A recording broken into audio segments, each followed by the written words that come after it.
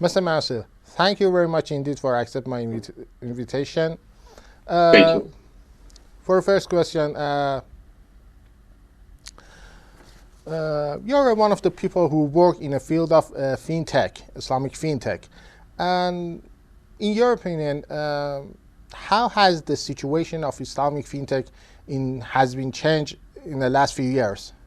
That's a good question. I think Islamic fintech has developed drastically since I would say the start of 2017. So there was, before 2017, there were some discussions on Islamic fintech.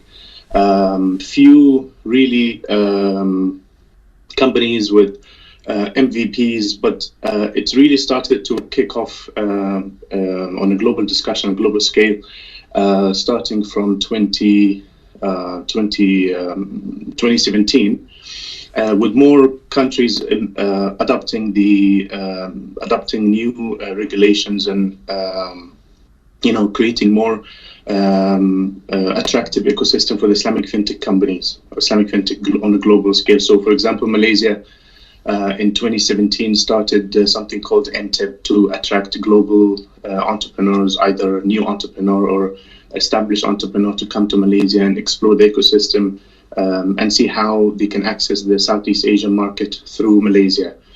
And everybody knows that Islamic finance and Islamic fintech in Malaysia is somehow really well understood, and regulators are really doing great work with regards to that.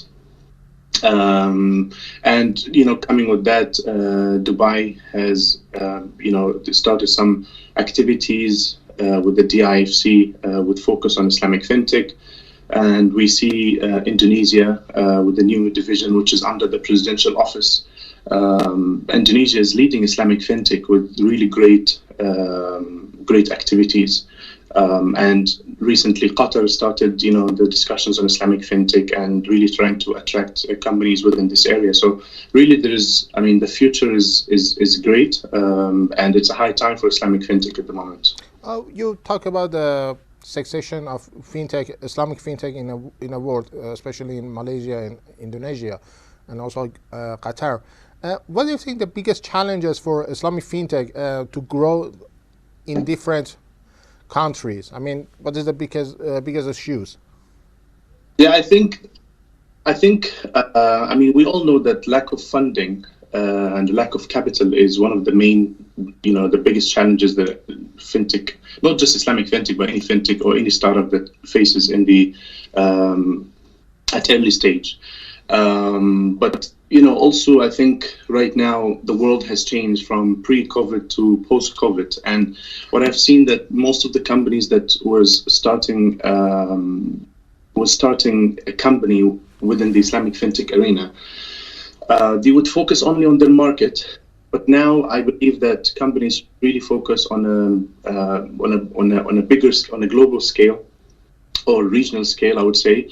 The second challenge would be a regulation. So if you're regulated in a country like Turkey, for example, how can you be connected with a country like Malaysia in terms of You mean, sorry, I interrupt your words.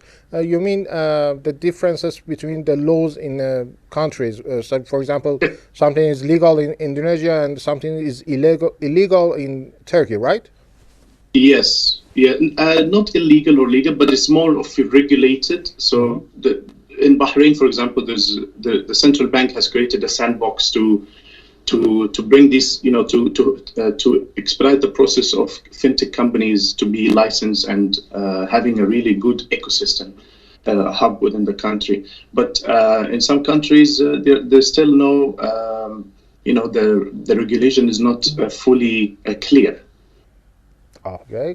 Mr. Mansi, in recent years, your company has held various events focusing on Islamic startups and Islamic fintech companies.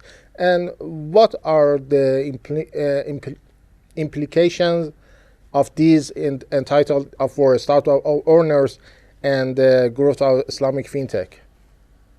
So when we do a project, we really focus the business. So our events are not really academic events. It's more of a B2B trying to facilitate business exchange and try to really connect stakeholders together, be it a startup, be it an investor, be it a financial institution to benefit from. So as you know, most of the Islamic banks has been really now trying to come up with, to collaborate with Islamic fintech companies and fintech companies, either to use their solution for a better overall customer, to enhance the customer experience, and to collaborate with fintech companies. And we see this with Oman, for example. I'm talking about the recent news with one of the Islamic fintech collaborating, being adopted by some of the Islamic banks in Oman, like iFin services.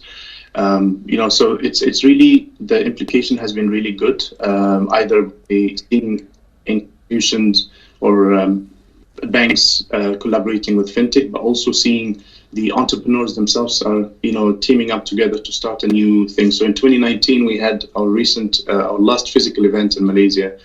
We had a few individuals that met each other, and today they are launching at our event in Istanbul. They are launching a new Islamic fintech. So this is really something that keeps driving me personally forward. Yeah. Okay. So it looks like you're really hopeful that the events are effective on Islamic startups and Islamic fintech, right? Absolutely. How do you assess the future of Islamic fintech? I mean, the future is looking great. I think it's just we need to see more adoption and more VCs coming together to focus on this area and to create a global ecosystem where companies are connected with regulators and having an intercontinental bridges between countries like Turkey, Malaysia, Indonesia, Dubai, Qatar.